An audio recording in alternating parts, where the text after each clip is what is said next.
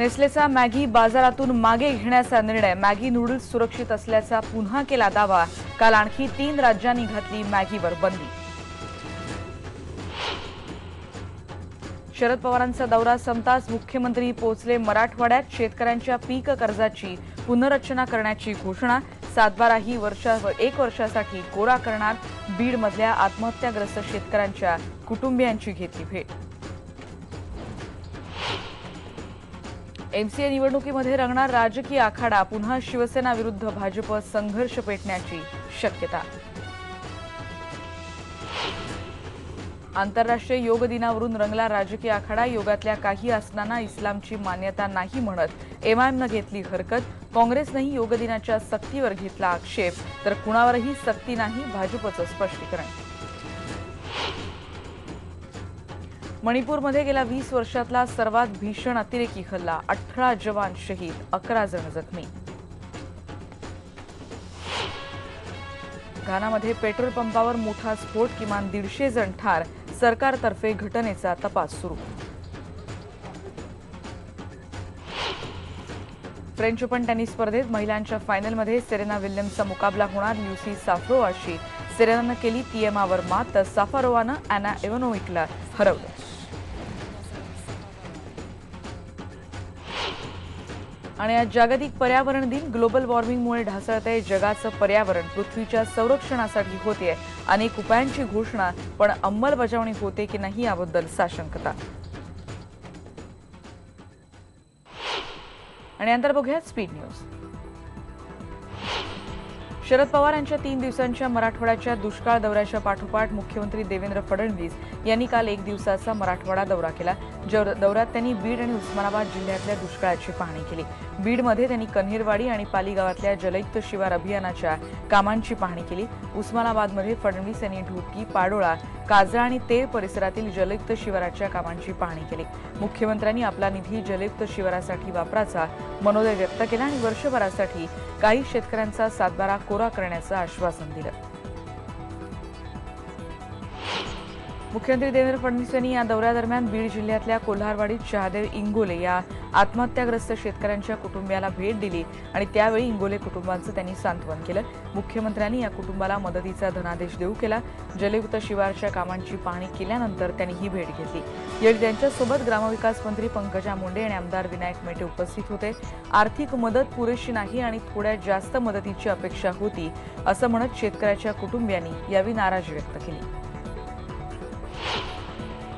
लांबलेला उन्हाळा आणि पूर्वमोसमी पावसानं मारलेली दडी यामुळे त्रासलेल्या सगळ्यांना आता दिलासा मिळणार आहे, कारण येत्या 24 तासात मान्सून केरळमध्ये पोहोचण्याची शक्यता वेधशाळेनं वर्तवली आहे। कदाचित आज म्हणजे 5 जूनलाच केरळमध्ये मान्सून दाखल होतोय।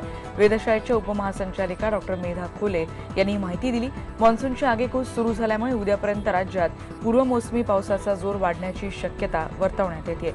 सध्याची परिस्थिती पाहता राज्यात मान्सून पोहोचण्यासाठी किती काळ लागेल हे सध्या सांगणं कठीण असल्याचंही त्यांनी म्हटलंय। कोल्हापूर जिल्ह्यात पावसाळ्याच्या तोंडावरच ऊस उत्पादक शेतकरी अडचणीत सापडलाय। कोल्हापूर जिल्ह्यातल्या कारखानदारांनी ऊस उत्पादकांना तब्बल 833 कोटींची देणी द्यायची आहेत। शेतकऱ्यांच्या आर्थिक वर्षाचं एंडिंग असतं ते म्हणजे 30 जून आणि त्याआधी पीक कर्जाची रक्कम भरली नाही तर त्यांच्यासमोर व्याजाचा डोंगर आवासून उभा राहणार आहे। याचा परिणाम पुढच्या पिकांवरही होणार असल्यामुळे शेतकरी चिंतेत आहे। कारखानदारांनी एफआरपी प्रमाणे दर देणं बंधनकारक असतानाही ही रक्कम अजूनही थकीतच आहे। त्यामुळे कोल्हापूरमध्ये राष्ट्रवादी काँग्रेस सरकार विरोधात आंदोलन करणार आहे। सरकारनं ही रक्कम देण्यासाठी आग्रही राहून आम्हाला अनुदान द्यावं अशी मागणी कारखानदारांनी केली आहे। सत्तेत सामील असणाऱ्या स्वाभिमानी शेतकरी संघटनेनं देखील सरकार विरोधात एल्गार पुकारलाय। वाशिम जिल्ह्यात रोजगार हमी योजनेअंतर्गत काम करणाऱ्या मजुरांना मजुरीसाठी उपोषणावर बसण्याची वेळ आली आहे। रोहे-अंतर्गत जवळपास 200 मजुरांनी 90 दिवस काम केलं, पण त्यांना मोबदला मिळाला नाही। शेवटी या मजुरांनी कारंजा तहसील कार्यालयासमोर उपोषण केलं। उपोषणाला बसल्यामुळे त्यांना प्रशासनानं इतर कामं देखील बंद केलेलं आहे देणं, असं या मजुरांचं म्हणणं आहे।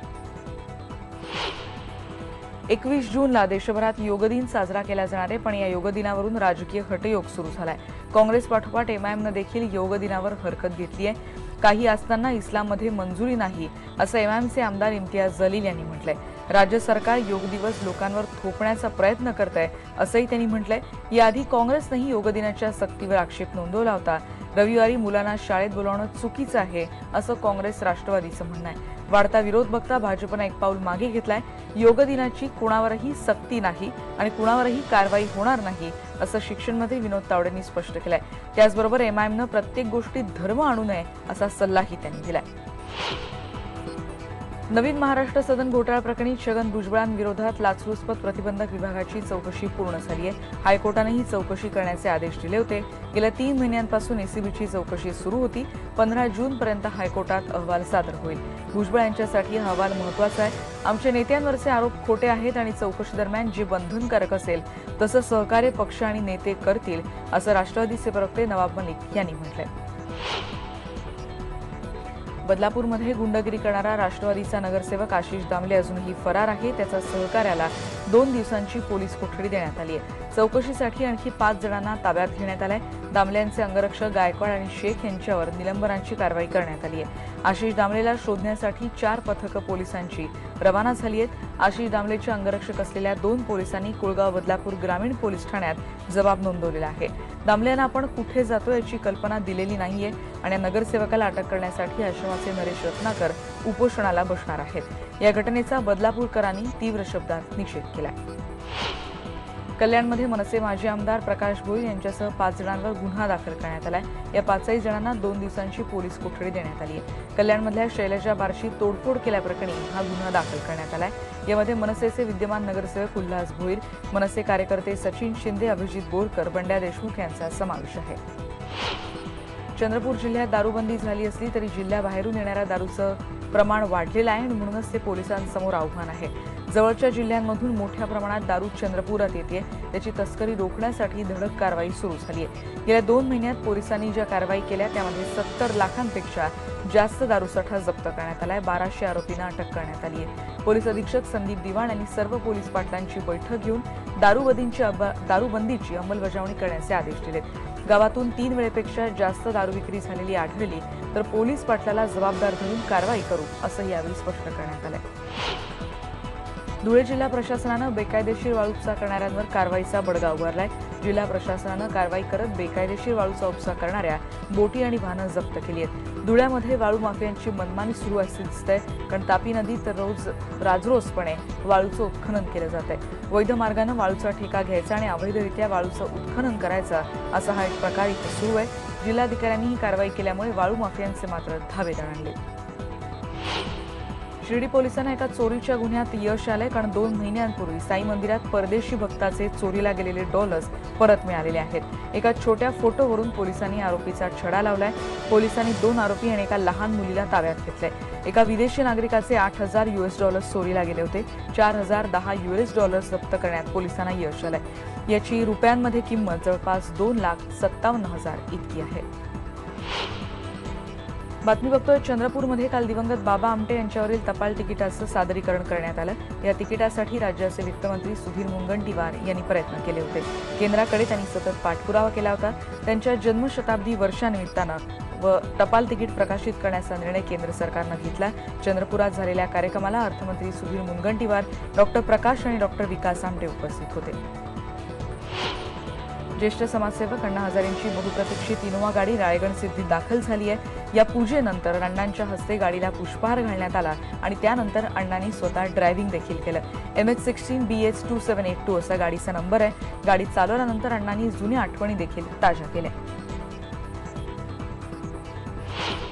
कुंभमेळ्याच्या पार्श्वभूमीवर गोदावरी नदीचं जलप्रदूषण चिंतेचा विषय ठरला। या परिस्थितीवर उपाय शोधण्याकरता आर्ट ऑफ लिव्हिंगच्या कार्यकर्त्यांनी स्थानिक प्रशासनाशी चर्चा केली आहे। आधुनिक यंत्राद्वारे जलशुद्धीकरण केलं जाणार आहे। Jindal south west steel limited या कंपनीच्या माध्यमातून 2 यंत्र नाशिक मनपाला देण्यात दिली जाणार आहेत। पर्यावरण दिनाच्या निमित्तानं यंत्राच्या माध्यमातून जलशुद्धीकरण केलं जाणार आहे। जिल्हा प्रशासन आणि काही सामाजिक संस्था एकत्र येऊन ही स्वच्छता करतील।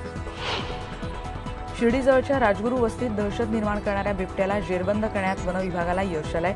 बिबट्याला जेरबंद केलं असलं तरी मादी बिबट्या याच परिसरात असल्यानं सध्या भीतीचं वातावरण आहे। उन्हाळ्यात भक्ष्य आणि पाण्यासाठी बिबटे कायम वानवी वस्तीकडे येतात आणि त्यामुळे जनावरं आणि माणसांना बिबटे आपली शिकार बनवतात.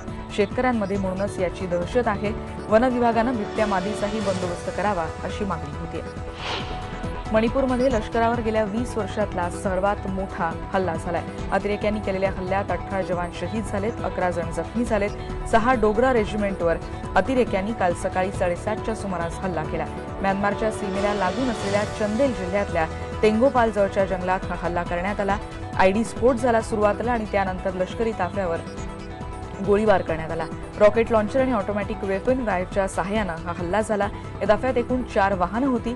जखमी जवानांना दिमापूरला हलवण्यात आलंय. हे अतिरेकी म्यानमारमधून आले होते आणि एकापेक्षा जास्त अतिरेकी संघटना यात सामील असल्याचा अंदाज व्यक्त होतोय.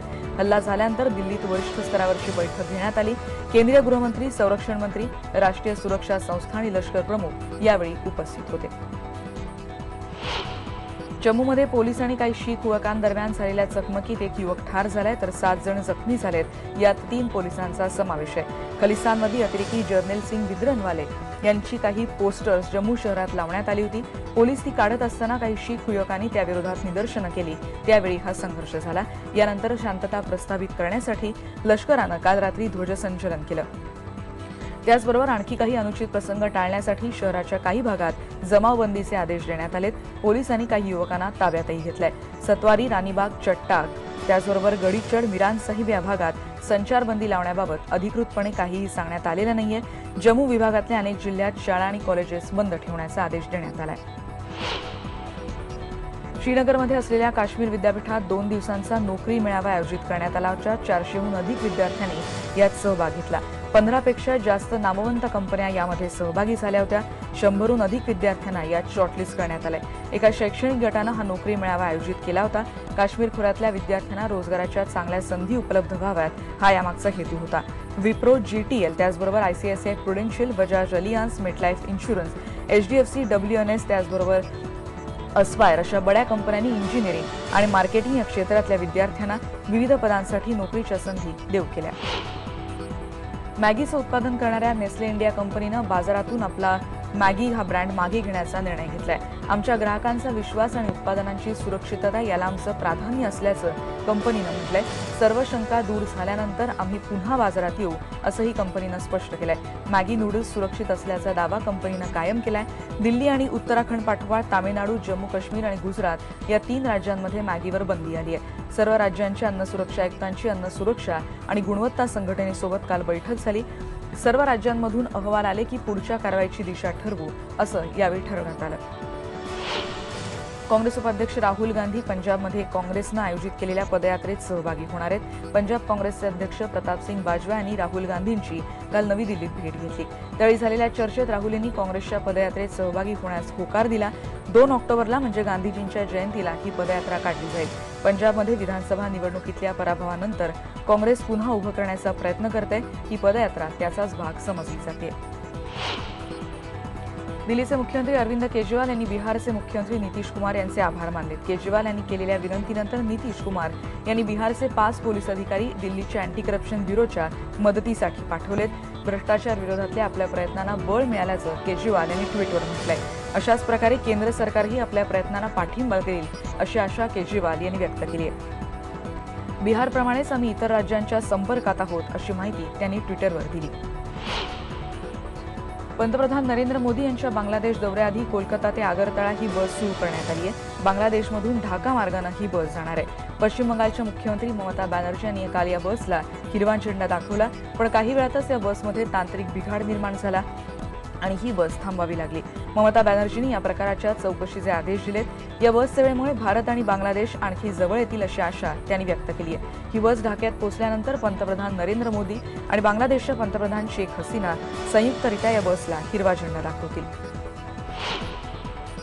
पंतप्रधान नरेंद्र मोदी बांगलादेश दौऱ्यावर रवाना होत आहेत आणि त्याआधी मोदी भेटीची मोठी उत्सुकता आहे. बांगलादेशमध्ये ढाक्याच्या रस्त्यांवर मोदी आणि शेख हसीना यांचे पोस्टर्स लावण्यात आलेत. या दौऱ्यादरम्यान मोदी पंतप्रधान शेख हसीना यांच्याशी महत्त्वाच्या विषयांवर चर्चा करतील. हा 2 दिवसांचा दौरा असेल. उत्सुकता आणि आनंदानं बघत असल्याचं पंतप्रधानांनी या दौऱ्याकडे म्हटलंय. उद्या सकाळीच ते ढाक्याला पोहोचतील. हसीना यांच्यासोबत चर्चेशिवाय इतर अनेक महत्त्वाच्या व्यक्तींची ते भेट घेतील. 1971च्या युद्धातल्या शहीदांना आदरांजली देखील ते वाहणार आहेत. दिल्लीत उबर टॅक्सीच्या ड्रायव्हर्सनी ठिय्या आंदोलन केले। उबर टॅक्सीवर दिल्ली सरकारनं घातलेली बंदी उठवण्यात यावी अशी मागणी करत त्यांनी घोषणाबाजी केली। बुधवारी उबर टॅक्सीला परवाने नाकारण्याचा निर्णय घेण्यात आला होता। काल उबरच्या काही ड्रायव्हर्सनी दिल्लीचे वाहतूक मंत्री गोपाल राय यांची भेट घेतली आणि त्यांच्यासमोर आपला मुद्दा मांडला। अलीकडच्या काळात उबर टॅक्सीच्या ड्रायव्हर्सनी महिला प्रवाशांसोबत गैरवर्तन केल्याच्या अनेक घटना समोर आल्या, त्यामुळे ही कंपनी वादाच्या भोवऱ्यात सापडली आहे।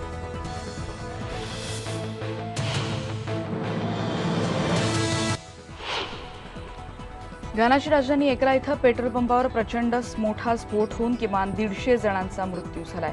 बुधवारी रात्री या भागात मुसळधार पाऊस पडत होता, तेव्हा आसरा घेण्यासाठी अनेक नागरिक या पेट्रोल स्टेशनमध्ये आणि बाजूबाजूच्या दुकानांमध्ये आले होते आणि तेव्हा हा स्फोट झाला, ज्यात मोठी जीवितहानी झालेली आहे। सरकारने या घटनेच्या चौकशीचे आदेश दिलेत। अधिकाऱ्यांनी चौकशीला सुरुवात केली आहे। स्फोटानंतर अनेक गाड्या आणि इमारतीही जळाल्या आहेत, त्यामुळे वित्तहानी देखील मोठ्या प्रमाणात झाली आहे। इराणच्या अणु कार्यक्रमाविषयी ऑस्ट्रियाची राजधानी व्हिएन्नामध्ये चर्चा सुरू आहे। इराण आणि 6 महत्त्वाच्या देशांदरम्यान ही चर्चा होते। काल या चर्चेची आणखी एक फेरी झाली।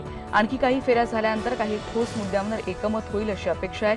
30 जूनपर्यंत अणु कार्यक्रमावर तोडगा काढण्याचा प्रयत्न आहे, ज्याला आता 4 आठवड्यांपेक्षाही कमी काळ उरलाय आणि त्यामुळे ही मुदत पाळली जाण्याची शक्यता कमी आहे। गेल्या 1 दशकापासून इराणला अण्वस्त्र बनवण्यापासून रोखण्यासाठी आंतरराष्ट्रीय पातळीवर प्रयत्न सुरू आहेत। ही चर्चा हा त्याचाच भाग आहे।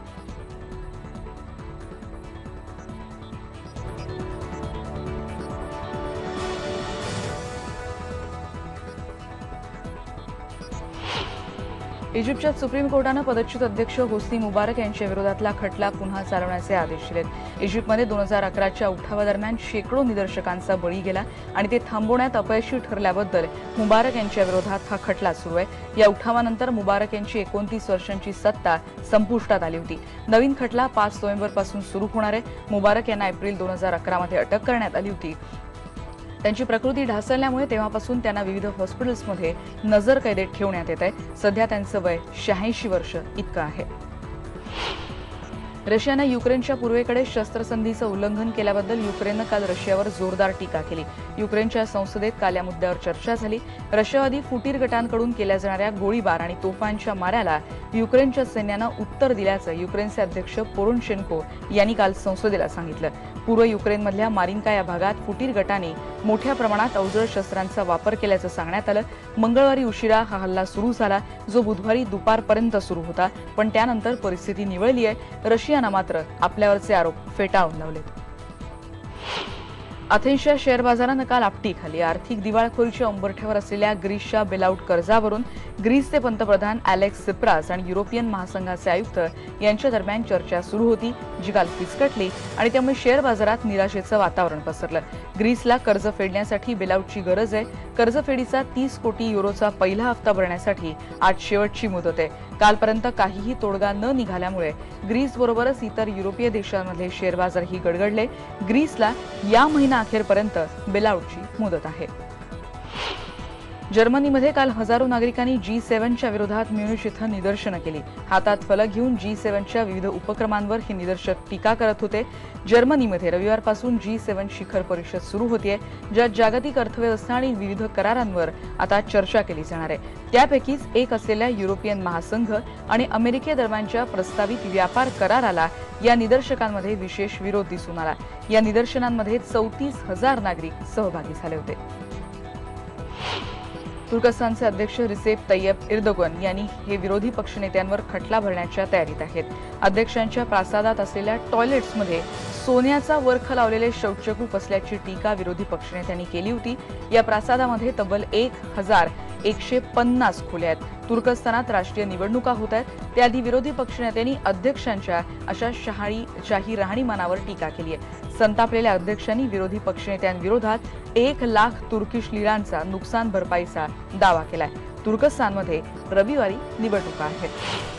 हाँगकाँगमध्ये सध्या 1989 मध्ये चीनमधल्या प्रसिद्ध तियानमेन चौकात झालेल्या विद्यार्थ्यांच्या आंदोलनाच्या स्मृती जागवल्या जातात। हे आंदोलन मोडून काढल्याच्या स्मृतीनिमित्तानं काल रात्री हजारो नागरिकांनी हातात मेणबत्ती घेऊन मोर्चा काढला, ज्यात 1,35,000 नागरिकांनी भाग घेतल्याचं मोर्चाच्या आयोजकांनी सांगितलं। चीनमध्ये लोकशाहीसाठी विद्यार्थ्यांनी चळवळ सुरू केली, पण चीनच्या सैन्यानं अतिशय निष्ठुरपणे ती मोडून काढली. बीजिंगमधल्या प्रसिद्ध तियानमेन चौक हा विद्यार्थ्यांच्या चळवळीचं महत्त्वाचं केंद्र होता. या घटनेला 26 वर्ष झाली आहेत, पण त्याच्या आठवणी अजूनही ताज्या आहेत. उत्तर कोरियानं आपण अधिक आधुनिक पृथ्वी निरीक्षण उपग्रह विकसित करत असल्याचं जाहीर केलंय. आपल्याला आवश्यक तेव्हा रॉकेट प्रक्षेपण करण्याचा आपल्याला अधिकार असल्याचंही उत्तर कोरियाच्या स्पेस एजन्सीकडून सांगण्यात आलंय. पण उत्तर कोरियाचा अवकाश कार्यक्रम हा लष्करी तंत्रज्ञान विकसित करण्यासाठी आखण्यात आल्याचं अमेरिका आणि इतर देशांचा आरोप आहे. त्यामुळे त्यांनी उत्तर कोरियाच्या या घोषणेनंतर विरोध जाहीर केलाय. एमसीए निवडणूक राजकारणाचा आखाडा आता होण्याची शक्यता आहे, कारण बाळ महादळकर पॅनलच्या विरोधात शिवसेना रिंगणात उतरण्याच्या तयारीत आहे. एमसीए निवडणुकीत क्रिकेट फर्स्ट पॅनलकडून राहुल शेवाळे आणि प्रताप सरनाईक आता रिंगणात उतरतील अशी शक्यता आहे.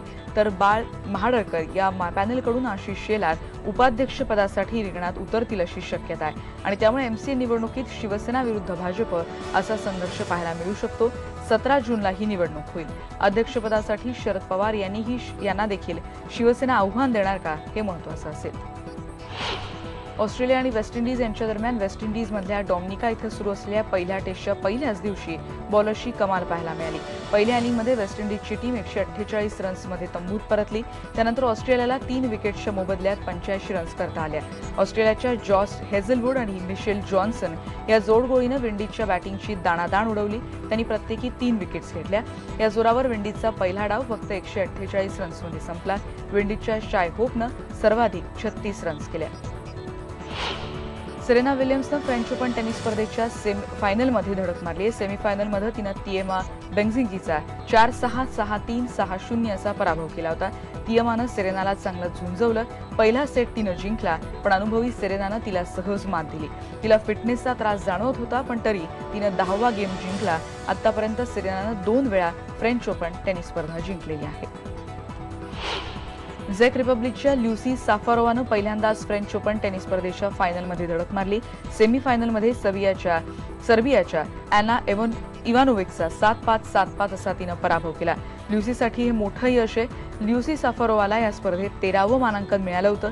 पहिल्या सेटमध्ये ती 2-5 अशी पिछाडीवर होती, पण त्यानंतर तिनं सुरेख खेळ करत पहिला सेट खेचून आणला. दुसऱ्या सेटमध्ये खेळ अटीतटीचा झाला, पण साफारोवानं बाजी मारली. तिची आतापर्यंतची ही सर्वोत्तम कामगिरी आहे. याआधी तिनं गेल्या वर्षी विम्बल्डनच्या सेमीफायनलमध्ये प्रवेश मिळवला होता. इंडोनेशियामध्ये सुरू असलेल्या BWF super series premier Indonesia open badminton स्पर्धेत अव्वल मानांकित ली जुएरीचा पराभव झालाय.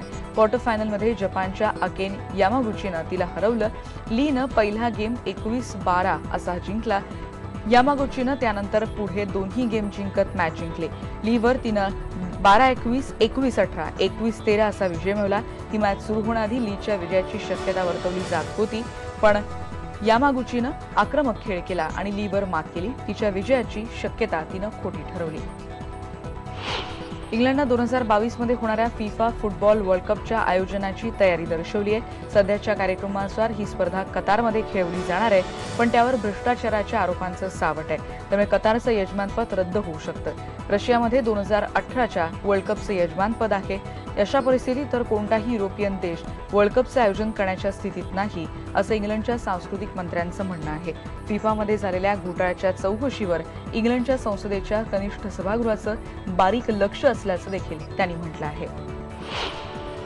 महिलांच्या फुटबॉल वर्ल्ड कप स्पर्धेला उद्यापासून सुरुवात होते. कॅनडामध्ये देखील ही स्पर्धा खेळवली जाणार आहे. काही स्टेडियम्समध्ये वापरली जाणारी गो अलाइन टेक्नॉलॉजी आणि कृत्रिम पिच यांचं नुकतंच सादरीकरण देखील करण्यात आलं.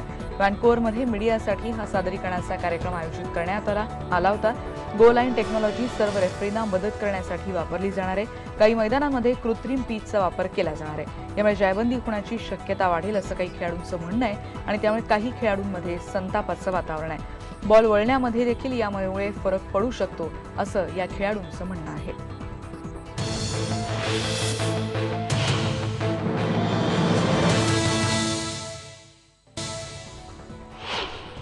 विद्या बालन एका फिल्म मॅगझिनच्या जून महिन्याच्या कव्हर पेजवर चार्ली चॅप्लिनच्या गेटअपमध्ये दिसणार आहे. चार्लीची आयकॉनिक हॅट, डार्क ब्लॅक सूट आणि टूथब्रश सारख्या मिशांमध्ये विद्या खरंच क्यूट आणि छान दिसते. तिच्या चेहऱ्यावरचा हा आनंद फक्त मॅगझिनच्या शूटचा नाहीये, कारण या आठवड्यात तिला बहाल करण्यात आलेल्या डॉक्टरेटचा देखील आहे. सोमवारी विद्याला भारतीय सिनेमातील तिच्या योगदानासाठी ऑनररी डॉक्टर ऑफ आर्ट्स या डिग्रीनं गौरवण्यात देखील आलंय. 50 शेड्स ऑफ ग्रे या भारतात बंदी घालण्यात आलेल्या हॉलिवूड सिनेमाचा पुढचा भाग 2017 मध्ये रिलीज होईल. ज्या पुस्तकांवर हा सिनेमा आधारित आहे त्याचा नवा भाग 18 जूनला लेखिका E.L. जेम्स लॉन्च करणार आहेत. हे नवीन पुस्तक कथेचा हिरो क्रिस्टियन ग्रेच्या दृष्टिकोनातून लिहिलेलं असेल आणि त्यामुळे या पुस्तकाबाबत मनात अनेकांच्या उत्सुकता देखील आहे. अभिनेत्री नरगिस फखरीची नवीन हॉलिवूड सिनेमा स्पाय हॉलिवूडमध्ये ती आता रिलीज झालेला आहे. तिचे काम करते. या सिनेमाच्या प्रमोशनसाठी नरगिस सध्या आपलं सामान गुंडाळून हॉलिवूडला गेलेली आहे. 19 जूनला हा हॉलिवूड ॲक्शन सिनेमा भारतात रिलीज होईल. भारतात सिनेमा प्रमोट करण्यासाठी नरगिस परतते का नाही याकडे देखील आता बॉलिवूडवासियांचं लक्ष आहे. अभिनेता टायगर श्रॉफच्या गर्लफ्रेंडचा शोध लागलाय. दिशा पटानी असं तिचं नाव आहे. मिस इंदोर 2013 स्पर्धेची ती फर्स्ट रनर अप होती. सध्या सिनेमात काम मिळवण्यासाठी तिची धडपड सुरू आहे. बागी या टायगरच्या आगामी सिनेमात तिला हिरोईन म्हणून कास्ट देखील करण्यात आलं होतं, पण काही कारणांमुळे हे सगळं फिसकटलं आणि ही भूमिका श्रद्धा कपूरला मिळाली. सिनेमा मिळण्यात तिला यश आलं नसलं तरी टायगर आणि दिशाची लव्ह स्टोरी मात्र जोमानं बहरतीये. बाजीराव मस्तानी या आगामी सिनेमातील दीपिका पदुकोण आणि प्रियांका चोप्राच्या डान्सबद्दल चाहत्यांमध्ये खूप उत्सुकता आहे. या डान्सच्या शूटबद्दल दिग्दर्शक संजय लीला बन्साली फारसे खुश नाहीयेत, त्यामुळे हे गाणं रिशूट करायचा त्यांचा विचार होता. पण हे गाणं ऐकून गाण्याच्या कोरिओग्राफर रेमो डिसूजा आश्चर्यचकित झालाय. माझं कालच संजय यांच्याशी बोलणं झालं आणि या सगळ्या अफवा आहेत असंही त्यानं म्हटलंय. मी कोरिओग्राफ केलेलं गाणं रिशूट करायची वेळ येणार असेल तर मी कोरिओग्राफी सोडून देईन असं रेमोनं स्पष्ट केल्यानंतर या वादावर पडदा पडला. बजरंगी भाईजान या सिनेमाचा पहिला ट्रेलर रिलीज झाल्यानंतर बहुतेक सगळ्या जणांनी आनंद व्यक्त केला, पण हा ट्रेलर बघून एका व्यक्तीनं नाराजी व्यक्त केली. अभिनेता नवाजुद्दीन सिद्दीकी. बजरंगी भाईजानमध्ये नवाज एक महत्त्वाची भूमिका साकारतोय, पण सिनेमाच्या ट्रेलरमध्ये त्याला फारसा वाव देण्यात आलेला नाहीये. पहिल्या ट्रेलरमध्ये नवाजला फक्त एका वाक्यापुरतं दाखवण्यात आलंय, ज्यामुळे व्यथित झालेल्या नवाजनं त्वरित दिग्दर्शक कबीर खानला फोन केला आणि त्याच्याकडे नाराजी व्यक्त केली. कबीरनं त्याला पुढच्या ट्रेलरमध्ये नक्की महत्त्व देऊ असा शब्द देऊन त्याची नाराजी तात्पुरती का होईना दूर केली आहे. अभिनेता शाहरुख खान सध्या फॅन, रईस आणि दिलवाले या 3 सिनेमांमध्ये काम करतोय. दिलवाले हा सिनेमा यावर्षी क्रिसमसला रिलीज होईल. उरलेले 2 सिनेमे यावर्षी रिलीज होणं अवघड दिसतंय. शाहरुखनं स्वतःही त्याच्या ट्विट अकाउंटवरून हे स्पष्ट केलंय. त्याच्या चाहत्यांना यावर्षी दिलवाले या एकाच सिनेमावर समाधान मानावं लागेल. विक्ट्री फिल्म्स प्रस्तुत सुंदर सेतुराम निर्मित यूथ या सिनेमाची नुकतीच घोषणा झाली. तरुणाईचा सळसळता उत्साह आणि त्यांचा बदललेला दृष्टिकोन या सिनेमातून लोकांना पाहायला मिळेल असं या सिनेमाचे दिग्दर्शन केलेल्या राजेश कुडाळकरनं म्हटलंय. विशाल जगदीश यांना या सिनेमाला संगीत दिलंय. जावेद अली आणि शाल्मली खोलगडे यांनी गाणी गायली आहेत. सिनेमात विक्रम गोखले, नेहा महाजन, अक्षय म्हात्रे यांच्या मुख्य भूमिका आहेत. रमेश डे प्रोडक्शन्स आणि अपार एंटरटेनमेंटची निर्मिती असलेल्या लेट्स चेंज आणि डब्बागुल या 2 चित्रपटांचा नुकताच मुहूर्त झाला. वर्षा बंगल्यावर राज्याचे मुख्यमंत्री देवेंद्र फडणवीस यांच्या हस्ते हा मुहूर्त पार पडला. लेट्स चेंज सिनेमा हिंदी आहे आणि डब्बागुल हा सिनेमा मराठी असणार आहे. दोन्ही सिनेमांच्या कथेत स्वच्छता हा मूळ विषय आहे. दोन्ही सिनेमांचं दिग्दर्शन रोहित आर्य करणार आहेत. आणि नंतर बघूयात इतरही बातम्या. रस्ते वाहतुकीवर IBN लोकमतची एक विशेष मोहीम आहे त्याबद्दलच्या बातम्या.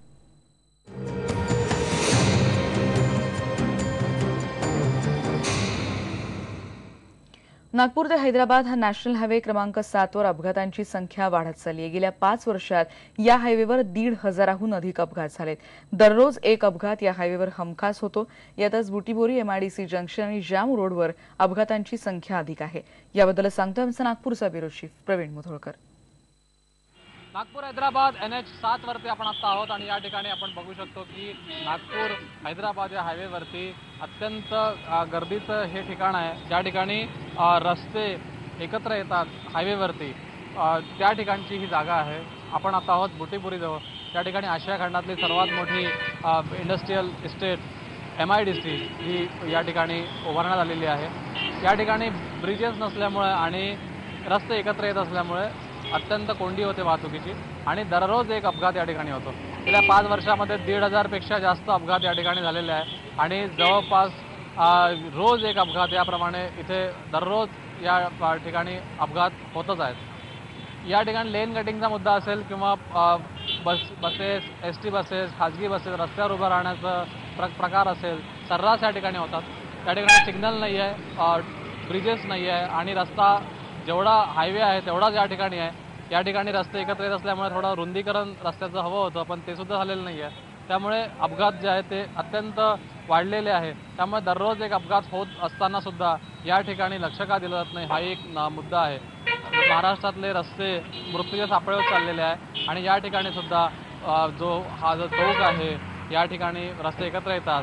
हाच नव्हे तर या संपूर्ण रस्त्यावरती, हायवेवरती या ठिकाणी असे रस्ते एकत्र येतात, त्या ठिकाणी मृत्यूचे सापळे हे रस्ते बनत चाललेले आहे. झाले प्रशांत मोहितेचा, प्रवीण मुथोळकर, IBN लोकमत, नागपूर. आणि बातमीनंतर या बुलेटिनमध्ये आपण इथेच थांबतोय. पहा फक्त IBN लोकमत.